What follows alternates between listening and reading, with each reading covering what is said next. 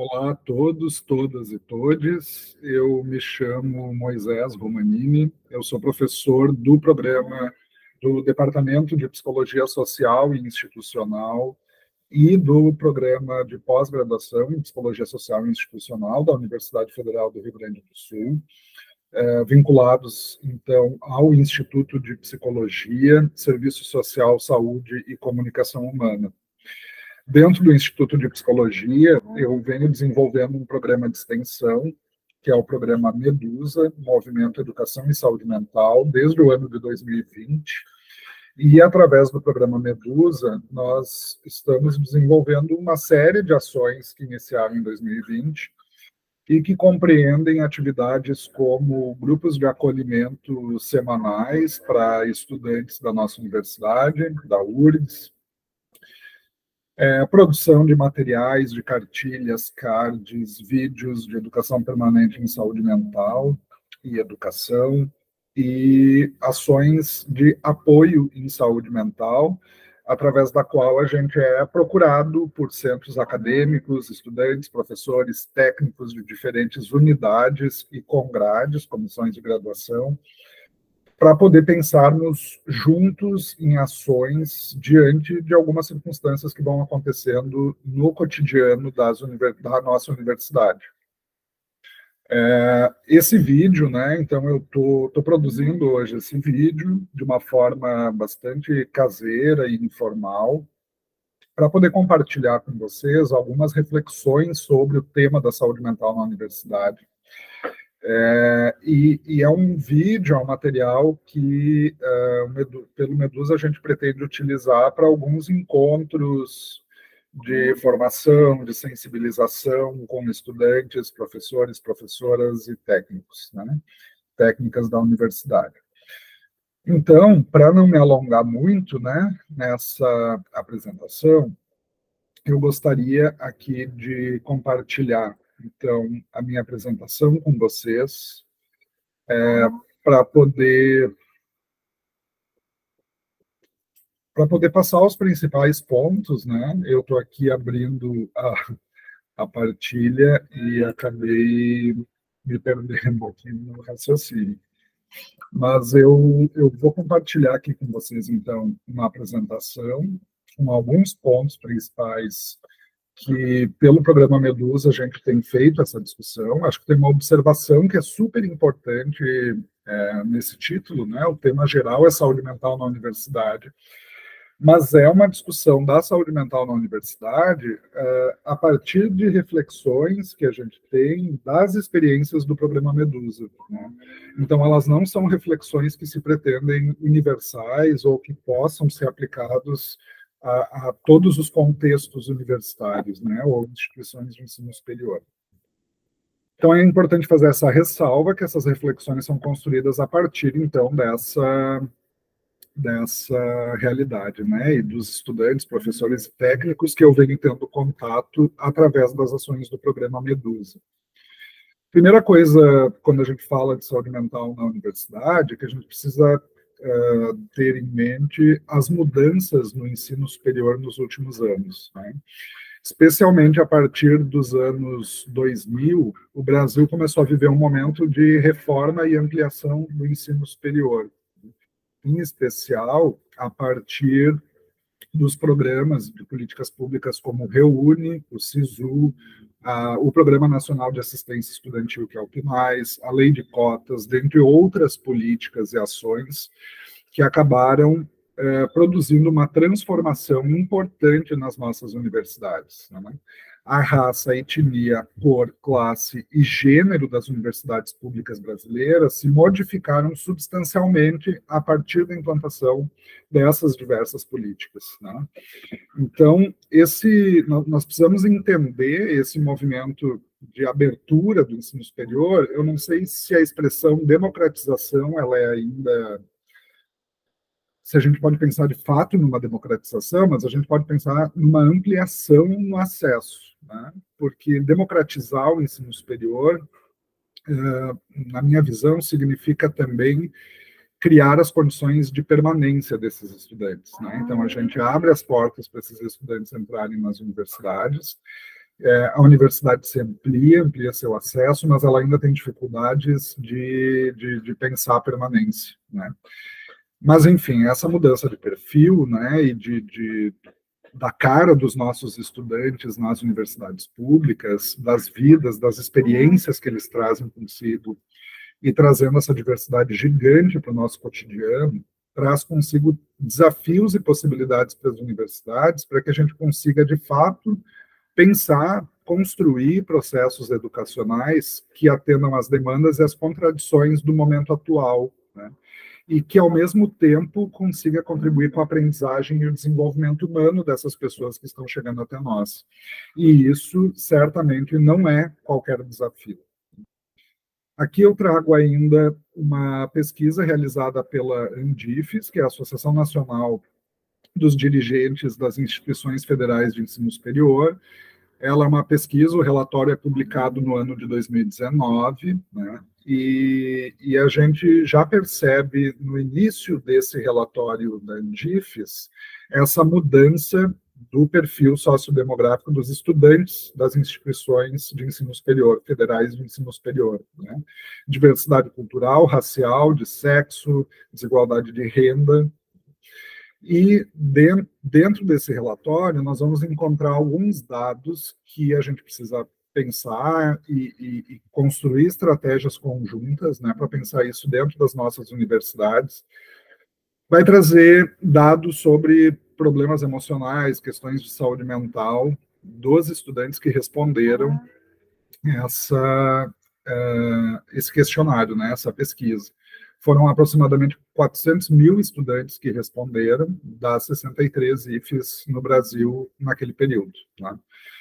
Desses 400 mil estudantes, 23,7%, é um número bastante significativo, refere problemas emocionais ou psicológicos têm gerado dificuldades nos estudos, com um número significativo sendo de indígenas aldeadas e de pessoas com deficiência, né? Então, aqui nós temos uma questão importante, né, com essa especificidade das indígenas aldeadas e de pessoas com deficiência, que é de a gente pensar no quanto nós, enquanto universidade, conseguimos, de fato, nos reestruturar, nos repensar, refazer nossos currículos, repensar nossa forma de produção acadêmica com a entrada desses estudantes, né? Ou será que apenas abrimos as portas, né, ampliamos o acesso para uma diversidade muito grande de estudantes e nós não pensamos, de fato, numa reforma, numa proposta aí de conceber a educação no ensino superior de outros modos, né, que não os habitualmente utilizados, né? Outro dado importante é que mais de 80% da amostra indica dificuldades emocionais. Desses 80, os 23 referem que essas dificuldades, então, atrapalham os seus estudos, né? Criam dificuldades para estudar e para se manter na universidade. Esses 80% da amostra, né, então, vem trazendo dificuldades emocionais e referem sintomas como ansiedade e insônia, sentimentos de solidão, desamparo e desânimo. Na pesquisa que estamos realizando, na pesquisa intervenção sobre os efeitos da pandemia e do ensino remoto emergencial na universidade, esses mesmos sintomas são referidos por uma parcela bastante significativa dos estudantes que responderam a um questionário inicial que foi enviado para os estudantes, né? E em torno de 8% na pesquisa da ANDIFES refere pensamento suicida, né? Pensamento suicida, que é uma ideia de morte vaga, ainda sem um plano concreto para efetivar, né, o suicídio. E é um dado relevante para nós, né? E também é um dado muito próximo, em termos de porcentagem, com o que nós encontramos de pensamento suicida na nossa pesquisa com alunos da URGS, né? Quando a gente compara o relatório da ANDIFES de 2019 com relatórios anteriores, né, nós temos algumas coisas interessantes para pensar. Dentre os sintomas, tiveram maior aumento em 2019 os mais identificados em patologias como depressões, ansiedades e esgotamento. Tá? Então, esse é um dado importante porque a gente vai ter relatórios dos 2, 3 anos anteriores, em que não era tão significativa a presença desses sintomas. Né? Um outro dado é que o não consumo de álcool aumentou. Então, nós temos em 2019, no relatório de 2019, mais estudantes que não consomem álcool, mas os que consomem, consomem de modo mais frequente. Isso também é um ponto para a gente pensar. Aumento de estudantes que informaram estar em tratamento psicológico. Nós tínhamos, no relatório anterior ao de 2019, 4,73% da amostra, nós temos um aumento para 11%. Então, esse aumento nos indica várias possibilidades de interpretação, né? Os estudantes estão com mais sintomas, se sentem mais adoecidos e procuram mais. Por outro lado, a gente também pode pensar que os nossos estudantes, as nossas estudantes estão num processo maior de autocuidado, de perceber as suas dificuldades, as suas questões e problemas emocionais, e, portanto, procuram mais psicoterapia. Né? Então, existem várias possibilidades, a gente não pode só olhar esse aumento como algo estritamente negativo. Esse número sobe para 36% quando se considera os que já fizeram psicoterapia em algum momento no decorrer da graduação. Então, 11% estão em tratamento e 36% já fizeram tratamento em algum momento durante o curso da graduação.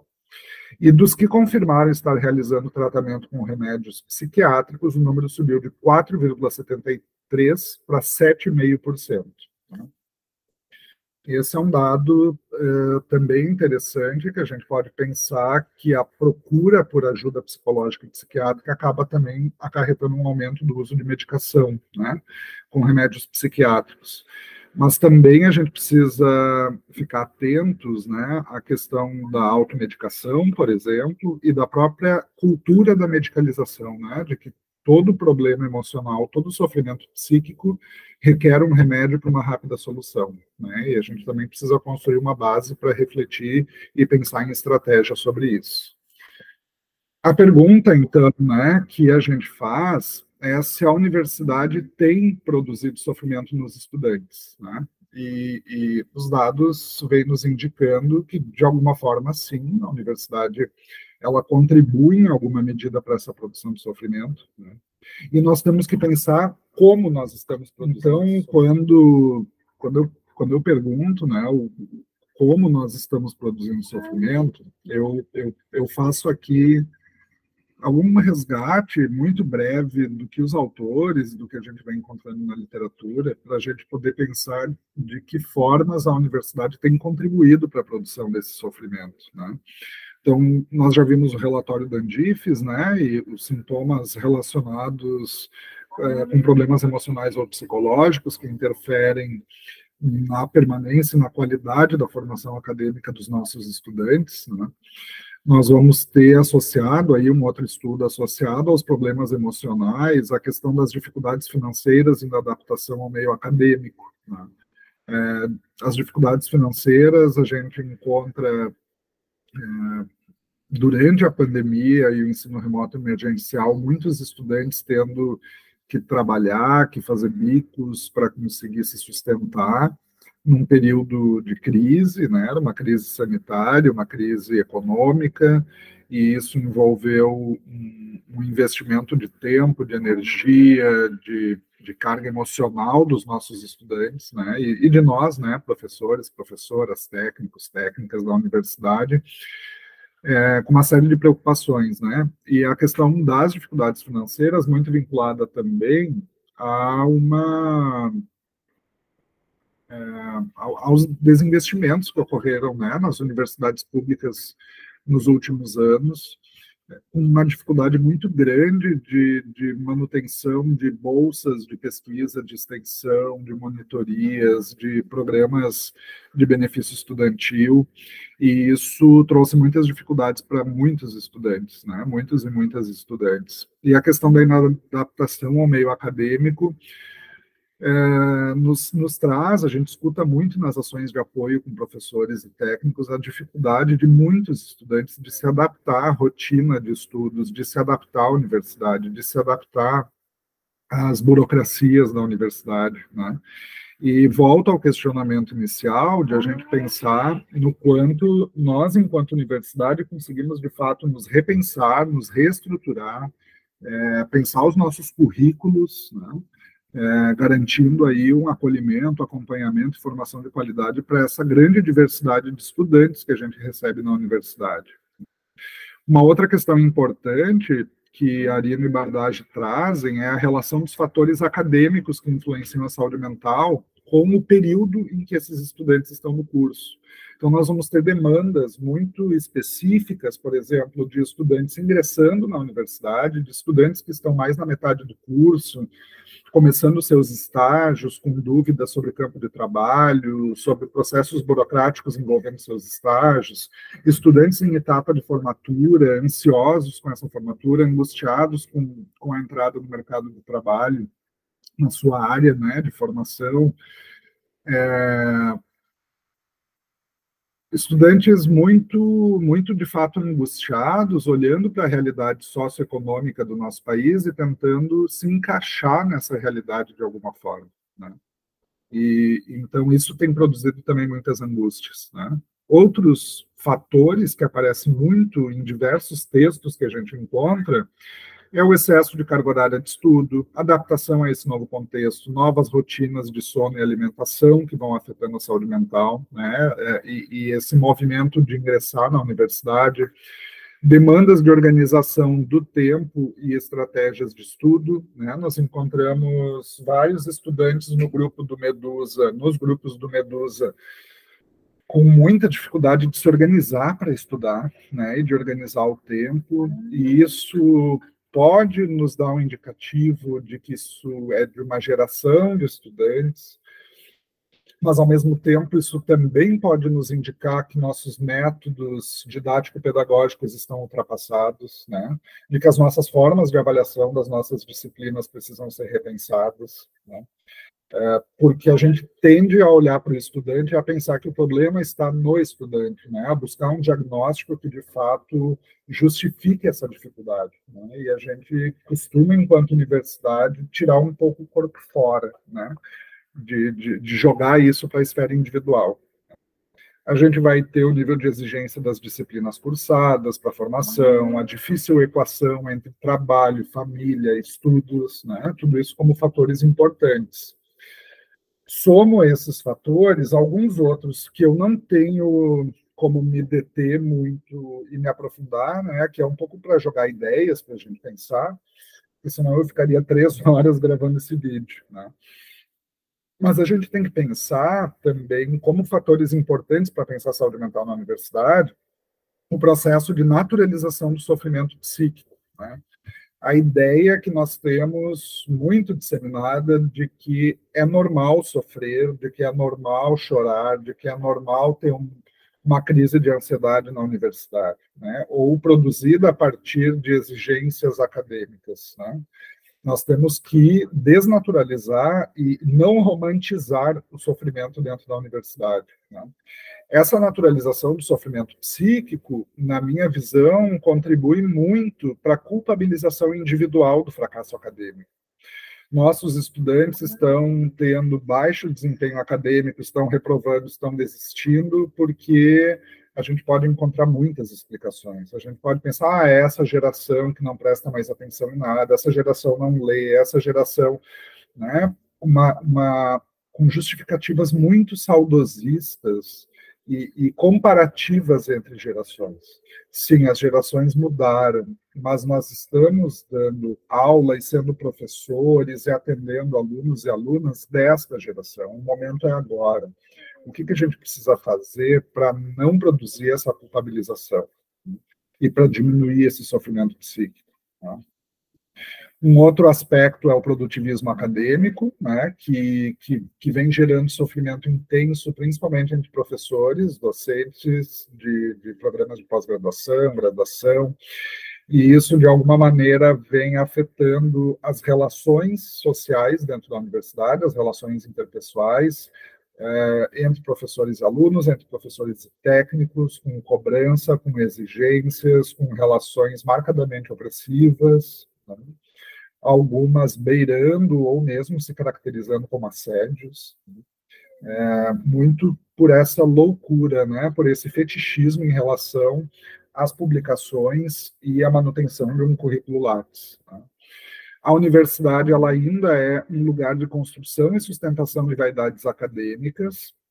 As vaidades acadêmicas a gente vem percebendo no Medusa como um fator muito importante de saúde mental dos estudantes e dos técnicos, né? Problemas muito graves de relações muito conturbadas, opressivas, violentas, entre professores, professoras e estudantes, que tentam fazer aí uma manutenção dos seus grupos de pesquisa e das publicações trienais, quadrienais, né, que os PPGs exigem, e também relações violentas com os técnicos, servidores técnicos da nossa universidade, né, assistentes administrativos e os tais, né. Então, é um ponto importante aí para a gente pensar, né, o que esse produtivismo e a sustentação das vaidades acadêmicas tem produzido nas pessoas que nos rodeiam dentro do nosso cotidiano universitário. Nós ainda sustentamos práticas elitistas, meritocráticas e individualistas, né, uma lógica muito forte neoliberal dentro do ensino superior de produção de conceitos de excelência para sustentar uma universidade de excelência, né, e nós viemos silenciando muitos e muitas, eu diria a maioria dos estudantes, com a cultura e com o mito da genialidade e da intelectualidade acadêmica, né. Linguagem rebuscada, muitas teorizações, um certo ar de superioridade envolvendo essa coisa da genialidade e da intelectualidade acadêmica, e muitos e muitas dos nossos estudantes acabam se silenciando em sala de aula, porque eles não se sentem inteligentes o suficiente para tirar dúvidas, para falar, para compartilhar, para debater. E nós somos agentes disso, né? A gente precisa repensar nossas práticas em relação a isso. E tem um estudo da Bernardo, né, o sobrenome dela, de 2014, que ela vai estudar a questão do modelo produtivista na educação superior e o quanto docentes de instituições de ensino superior federal vêm referindo desgaste mental, sofrimento, adoecimentos, né? E ela vai dizer que existe um tripé de uma academia que está degradada e que a gente precisa restaurar, renovar, trazer vida para essa universidade, combatendo justamente a meritocracia, o produtivismo e a vaidade acadêmica. Um outro texto, que é um livro sobre o mal-estar nas universidades, do Eribaldo Maia, traz outras reflexões muito interessantes, pensando a relação da lógica neoliberal e ensino superior, e como essa lógica neoliberal, ela também estrutura as nossas relações nas universidades e produz sofrimento, né? O Eribaldo Maia vai trazer a ideia de um sujeito forjado no e pelo neoliberalismo, que vai produzir esses sujeitos muito marcados, muito constituídos pela potencialização do desempenho, que é a ideia do empreendedor, né? O empreendedor de si, que precisa fazer tudo por si, alimentar seu currículo, se vender, né? E que precisa ter um bom desempenho o tempo inteiro, né? Isso acaba, de alguma forma, produzindo, na lógica desse autor, a ideia de que a ansiedade e o medo são os afetos centrais do neoliberalismo, né?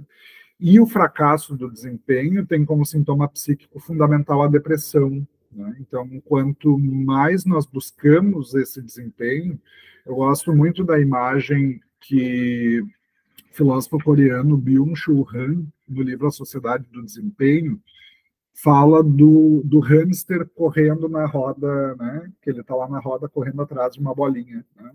Então, como eu vinha dizendo, né, do Byung-Chul Han, é como se nós fôssemos, então, hamsters correndo atrás dessa bola, nessa lógica do desempenho, né, e a gente se torna muito ansioso e medo, né, e tem muito medo de fracassar, e de que esse fracasso, de fato, ele seja visto pelos outros, né.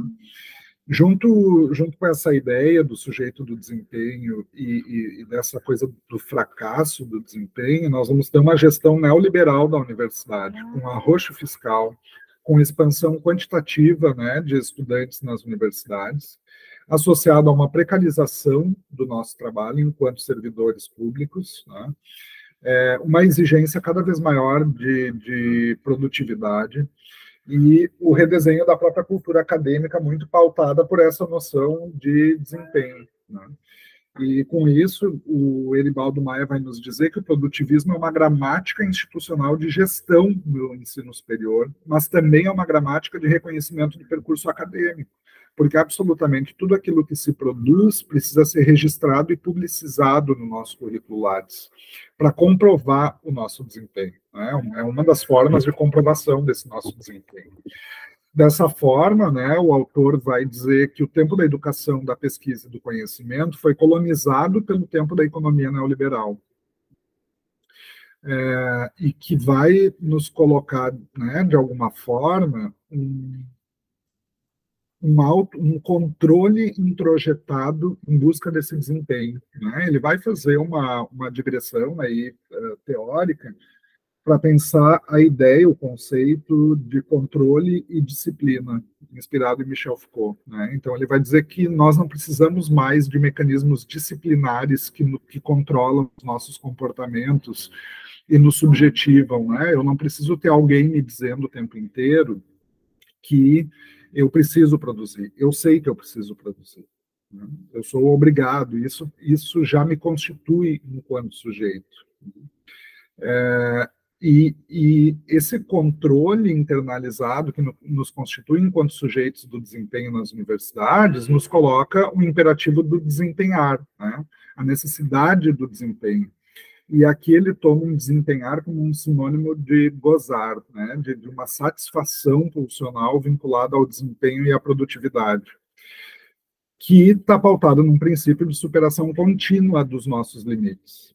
Sentimentos de impotência, vergonha, inveja, incapacidade estão associados a essa superação contínua dos limites. Produz ambientes muito concorrenciais, competitivos, né? Marcados por individualismo, né? Nossos estudantes nos dizendo que estão se sentindo solitários, né? Nós, servidores, professores, técnicos, também nos sentindo solitários, num ambiente considerado muitas vezes hostil, né? E nós acabamos nos transformando em entregadores de resultados, publicando o maior número possível de artigos, capítulos, livros, né? E a gente vai percebendo na comunidade acadêmica implosões cada vez mais frequentes, com perturbações emocionais mais ou menos intensas, crises de choro, crises de ansiedade, crises com ideação suicida. E a gente percebe, não só nos estudantes, mas na comunidade, de um modo muito geral e muito superficial, eu estou falando aqui, um esgotamento afetivo, um sentimento de inadequação, uma coisificação das relações, né? E isso, segundo Eribaldo Maia, são efeitos de relações desprovidas de pertencimento, solidariedade e acolhimento. E eu acho que essas três palavras formam o tripé para nós reconstruirmos a academia degradada da Bernardo, né? Pertencimento, solidariedade e acolhimento como palavras-chave para a gente pensar a saúde mental na universidade. Shirley Macedo. Seguindo nossas reflexões, então, a Shirley Macedo vai, num texto muito bom que ela tem que ela publica em 2018, sobre sofrimento psíquico e cuidado em saúde mental com estudantes, ela vai trazer que a partir das experiências, né, profissionais e acadêmicas dela, ela vem percebendo que os estudantes chegam aos serviços escola das universidades, aos lugares de atendimento, com sintomas de depressão, ansiedade, pânico, autolesão e ou comportamento suicida, né? E ela vai fazer uma reflexão de cunho existencial, fenomenológico, para pensar que esses sintomas que os estudantes estão trazendo são efeitos de três grandes crises do sujeito na contemporaneidade, que é uma crise de sentido, uma crise do trabalho e uma crise de identidade, né?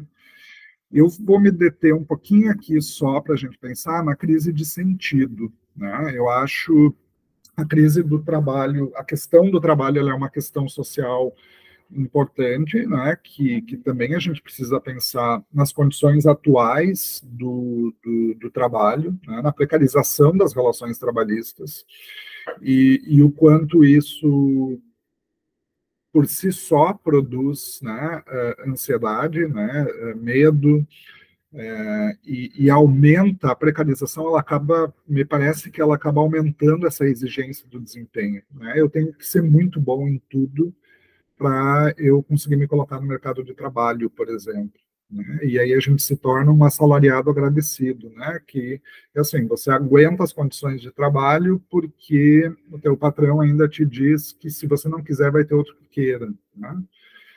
Crise de identidade, a gente poderia ficar falando sobre horas sobre isso, né? E a crise de sentido, a pergunta que eu costumo me fazer é: será que produz sentido ainda para os nossos e nossas estudantes, para esses jovens que a gente encontra todos os dias na universidade, dizer que é importante que ele estude, que ele permaneça, que ele se dedique à universidade, porque o diploma vai lhe garantir uma vida boa? Eu e talvez alguns e algumas de vocês que vão assistir esse vídeo foram criados, subjetivados dessa forma, a pensar que escola e universidade eram etapas fundamentais da vida para a gente ter estabilidade, para a gente ter uma vida boa, para a gente ter sucesso. Será que isso ainda produz sentido? Que sentidos nós conseguimos produzir na universidade hoje? Por que eu, aluno de graduação, estou fazendo esse curso? Quais sentidos eu consigo produzir com esses estudantes para além da conquista do diploma de ensino superior? E eu acho que esse é um desafio de toda a universidade, né, de conseguir pensar nesses sentidos. E Macedo segue dizendo que nós precisamos compreender, então, como a conjuntura social, a partir de alguns desses elementos que eu estou trazendo aqui para vocês, né, compreender como a conjuntura social contribui para essas queixas e para essas demandas dos estudantes que estão chegando até nós, né? E ela vai nos dizer que as demandas contemporâneas que estão chegando nas clínicas, nos serviços de escola, com esses sintomas de depressão, ansiedade, esgotamento, são como errâncias na nossa capacidade de desejar, né? E aqui eu leio ela, né? O sujeito contemporâneo é portador de sentimento de impotência diante das elevadas exigências de desempenho, que é o que eu comentava há pouco sobre o sujeito do desempenho. E sendo um sujeito livre, né, nessa perspectiva bem neoliberal, né, a gente faz o que a gente quer e você tem que buscar satisfação o tempo inteiro, as pessoas podem tanto investir na sua tendência criadora de vida e amor, quanto nas destruidoras, que são os modos de ser contemporâneo que nos levam ao isolamento.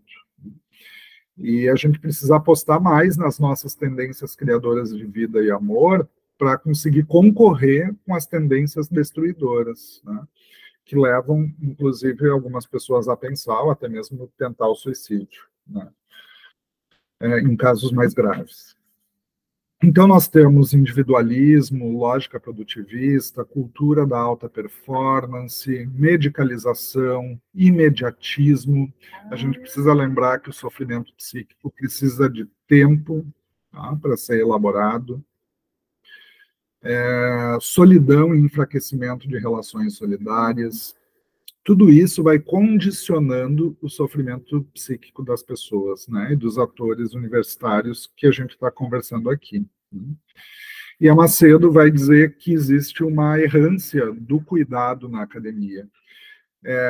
Essa errância, ela significa que tem uma ausência de uma linguagem saudável que ajude os nossos estudantes a simbolizar a sua dor.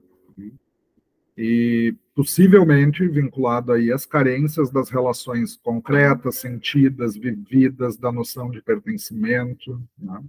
Então, nós precisamos, de alguma forma, encontrar coletivamente formas de simbolizar a dor, de simbolizar as experiências universitárias, de simbolizar as experiências da vida, para que a gente consiga diminuir, de fato, o sofrimento.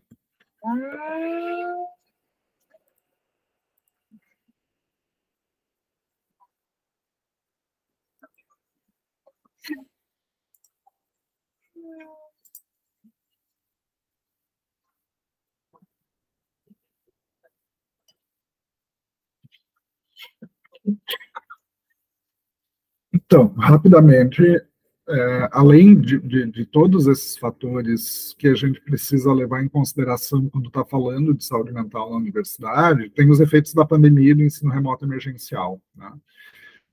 Morales e Lopes vão nos ajudar a pensar que, durante a pandemia, além de ter o risco de contágio, mortes e consequências econômicas, sociais advindas da pandemia, nós tivemos que lidar com os efeitos psicológicos vividos nesse contexto, né? Como, por exemplo, carga de trabalho, tempo de distanciamento social, incerteza quanto ao retorno presencial das aulas, sentimentos de isolamento, ansiedade, né? Então, tudo isso veio complexificar um pouco mais o nosso trabalho dentro da universidade, de poder pensar a saúde mental na universidade, né? Nós tivemos aí uma adaptação ao contexto educacional e às novas formas de aprendizagem. Na nossa universidade, nós tivemos o ensino remoto emergencial, né? Com toda a discussão que foi feita para incluir o maior número possível de estudantes, mas a gente sabe que aconteceram muitos casos, né, de estudantes que trancaram matrícula, que ficaram só com o vínculo ERE, e que nós ainda estamos avaliando os efeitos disso em termos de evasão, de permanência na universidade, de vínculo com seus cursos, né? A gente vai ter estudos no período da pandemia mostrando estudantes com intenso sofrimento psicológico, né? Manifestando maior estresse, maior ansiedade, desmotivação, desânimo, frustração, tristeza, medo, né? Muito vinculado aí às incertezas em relação ao futuro, à saúde, às condições socioeconômicas, né? As condições financeiras das famílias se tornou um obstáculo ao ensino online, muitos estudantes com pouco ou nenhum acesso ao ensino online. A questão de sentimentos e emoções negativas em relação à sobrecarga de trabalho, tarefas domésticas e ausência de uma rotina de estudos, isso todas nós vivemos, né?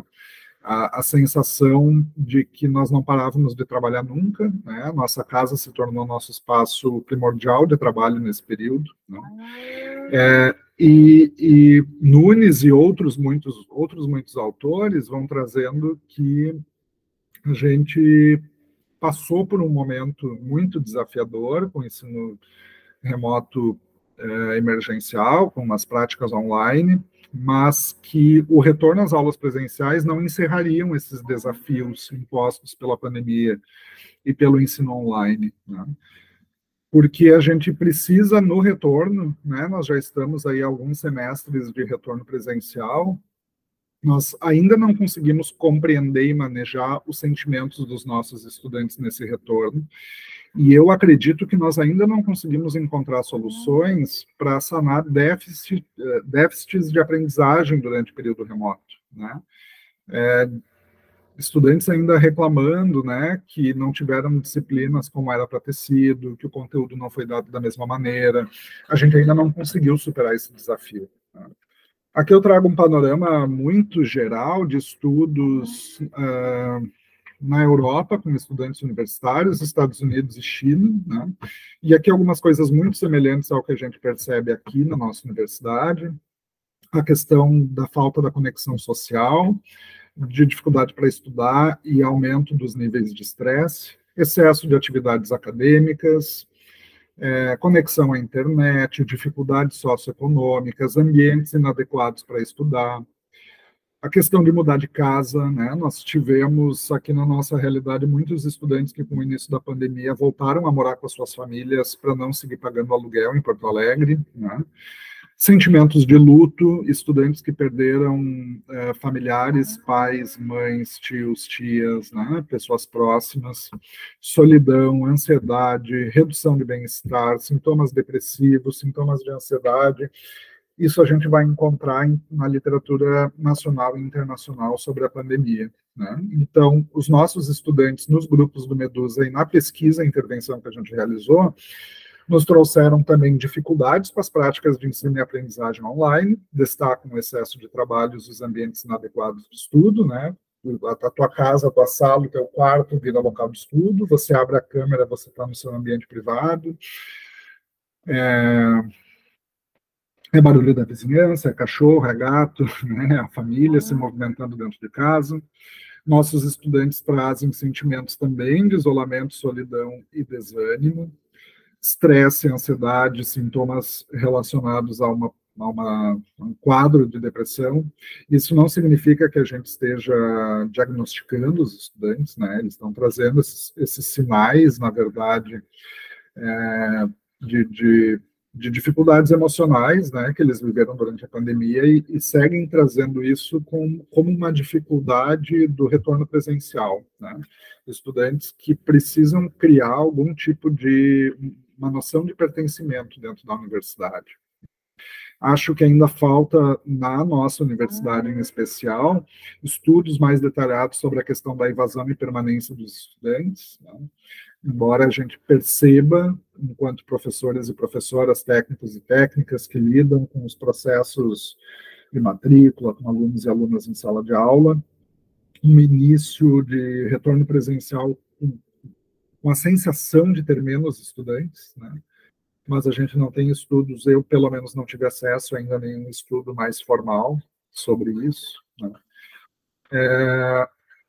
E acho que a gente precisa, né, então, de fato, pensar como esses efeitos da pandemia e do ensino remoto emergencial, eles continuam, de alguma forma, sendo efeitos nesse retorno presencial, né? Aqui tem 6, é uma síntese dos efeitos que a gente percebe nos grupos e na pesquisa e intervenção, o hibridismo dos espaços doméstico, familiar, acadêmico, laboral, né, para aqueles e aquelas que puderam trabalhar de casa. Muitos dos nossos estudantes são assalariados, não tiveram condições ou em subempregos, né, às vezes trabalhos não formais, e tiveram que continuar ganhando a vida, então não teve para eles essa história de fica em casa, né, a gente precisa considerar essa realidade. E talvez até estudos específicos, né, dos efeitos da pandemia e do ERE para esses estudantes que não puderam permanecer em casa, né, e que tiveram que trabalhar, se expor ao risco de contágio, de morte das suas pessoas mais próximas, para seguir trabalhando, né, durante os períodos mais críticos da pandemia. Excesso de atividades e esgotamento também é uma percepção do retorno presencial, né, quase como uma vontade nossa de recuperar o tempo perdido, e os estudantes referem essa dificuldade de voltar a ter energia para os deslocamentos, para os encontros presenciais, se volta com muito ânimo, mas esse ânimo, ele, de uma certa forma, vai diminuindo com o passar do primeiro semestre de retorno presencial, né, as pessoas se queixando do excesso de coisas para fazer, do cansaço, da exaustão. A questão da polarização política e negacionismo científico marcou muito o período da pandemia e do ERE, brigas dentro de casa, relações conflitivas em relação à polarização da própria pandemia, né? Quem se vacinava e quem não se vacinava, quem acreditava na vacina, quem não acreditava na vacina. Isso produzindo, não só a vacina, mas as medidas de biossegurança, isso produziu e continua produzindo efeitos, né?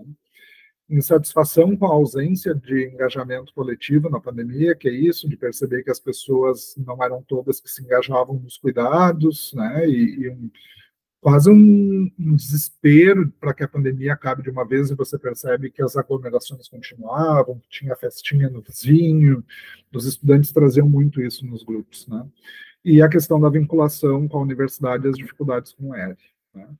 Tudo isso que eu estou trazendo aqui de efeitos colocam desafios muito urgentes para nós, principalmente agora nesse retorno, né? E eu acho que esses efeitos, e aqui eu estou pensando com vocês, que esses efeitos eles tornam mais complexa ainda a discussão sobre saúde mental na universidade, né?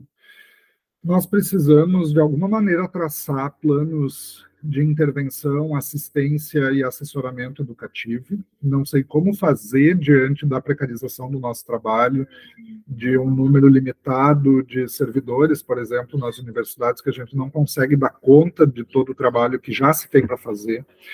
Mas eu tenho a sensação de que nós não estamos conseguindo trabalhar na prevenção de riscos psicossociais, de reduzir a ansiedade, de reconstruir projetos de vida, tá? De reconstruir percursos acadêmicos. A gente não conseguiu ter tempo para fazer isso, mas isso é necessário, né?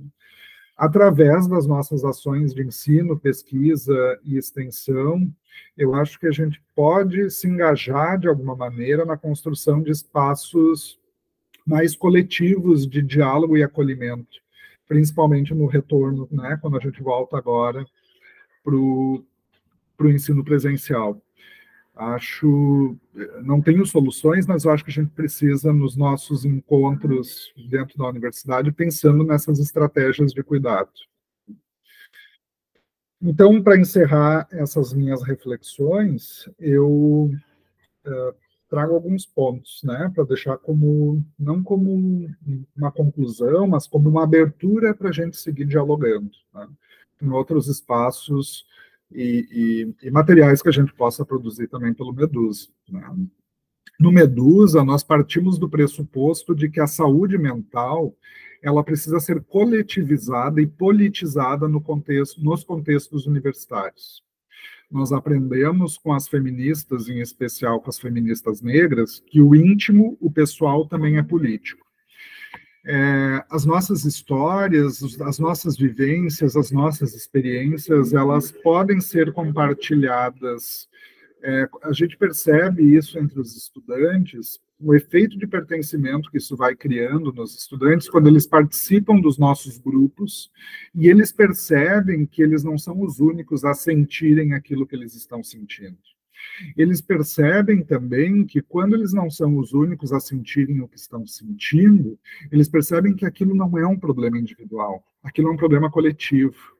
Não basta eu ir no psicólogo, no psiquiatra e receber um diagnóstico de transtorno de ansiedade generalizada e isso explica tudo o que está acontecendo. Nós precisamos, de fato, tensionar algumas coisas dentro da universidade, repensar as nossas formas e as nossas relações, nossas formas de produzir, nossas formas de se relacionar. Se os efeitos da pandemia que eu trago aqui, né, que se somam àqueles elementos iniciais que eu falava da saúde mental na universidade, forem concebidos como problemas individuais de saúde mental, nós acabamos sendo encarcerados pela lógica do encaminhamento especializado e da individualização do fracasso acadêmico, que era isso que eu comentava no ponto 1, né? Se eu entendo que esses problemas, que esses efeitos são problemas individuais dos nossos estudantes, ou meu, ou dos meus colegas, né, basta a gente encaminhar as pessoas para profissionais especializados, e vai lá, né, vamos acertar esse diagnóstico, acertar a tua medicação, e está tudo resolvido, mas não está tudo resolvido, né? A medicação, a psicoterapia, elas podem ser necessárias em vários momentos, né? E eu acho que a gente não precisa abdicar de uso, por exemplo, de remédios psiquiátricos. Mas a gente não pode pensar que o uso de remédio psiquiátrico vai aliviar ou vai diminuir os sintomas individualmente falando, e nós seguimos reproduzindo as mesmas lógicas de trabalho. E nós seguimos reproduzindo as mesmas formas de produzir sofrimento. Então, a nossa luta do Medusa é pela não individualização das questões de saúde mental. Mas, Moisés, não tem coisas que são individuais? Tem, óbvio que tem. A gente faz a escuta dessas questões individuais para poder entender o sofrimento e a demanda das pessoas, né? Mas a gente não pode buscar e entrar nesse processo de diagnóstico, de patologização e de medicalização da vida, a tal ponto de que tudo se torna um problema individual diagnosticável, né? Um terceiro ponto, né? Ações de promoção de saúde, orientação profissional, projetos de extensão, comitês, grupos de trabalho na nossa universidade já vem lutando pela afirmação do direito à educação, contra práticas elitistas, meritocráticas e excludentes, né? E projetos como o nosso do Medusa buscam se somar a essas ações que já acontecem, né? Buscam se somar. A gente não está concorrendo com ninguém dentro da universidade, né? A gente quer somar esforços para que, de fato, nós consigamos garantir o direito à educação. E falar em saúde mental é falar de direito à educação. Não adianta nós discutirmos transtornos psiquiátricos, manejos de situações críticas específicas em saúde mental, se a gente não pensar a universidade, não pensar e defender o direito à educação. Para enfrentar todos esses desafios que a gente tem, eu acredito que nós precisamos construir mais espaços de escuta e de diálogo com os nossos estudantes, e eu diria não só com os nossos estudantes, mas entre nós, professoras, professores, técnicos, técnicas, entre nós que trabalhamos, que compomos essa universidade. Nós devemos utilizar redes internas, né, centros, núcleos de apoio, serviços que compõem a estrutura institucional, mas também nós podemos inventar espaço dentro dos nossos cursos, dentro das nossas unidades, né? Nós podemos construir e pensar numa cultura mais solidária, de apoio, de pertencimento, não só com os estudantes, mas entre nós, né? E isso não depende só da estrutura institucional, isso depende de nós, né? São as nossas revoluções cotidianas que a gente pode fazer. Então, eu acredito que nós podemos apostar na invenção coletiva de espaços, grupos, rodas de conversa, oficinas, programas de tutoria, né, abertos, com temas demandados. Nós podemos apoiar organizações e centros estudantis para que a gente consiga, de fato, transformar esse cenário político, social, econômico a partir de micropolíticas inventivas e éticas que buscam a afirmação das diferenças e da vida na universidade. É voltar para aquela ideia, né, de relações mais solidárias, mais cooperativas, criar a noção de pertencimento, né? E a gente só vai conseguir fazer isso contando e compartilhando nossas histórias, nossas experiências, olhando um para o outro, no olho do outro, né? Poder escutar sem julgamentos, poder criar espaços seguros que a gente possa conversar abertamente sobre as nossas experiências dentro da universidade. E isso a gente pode fazer no nosso cotidiano. Aqui eu apresento algumas referências que eu usei na apresentação. Eu deixo aqui o e-mail do Medusa, o meu e-mail, nós temos um Instagram para quem quiser seguir, canal no YouTube, que é onde vai estar esse vídeo, e acabei não colocando aqui, mas também nós temos um site que foi criado há pouco tempo, que é o site urgs.br/Medusa. Então, fiquem à vontade para nos acompanhar nessas redes, nesse site institucional.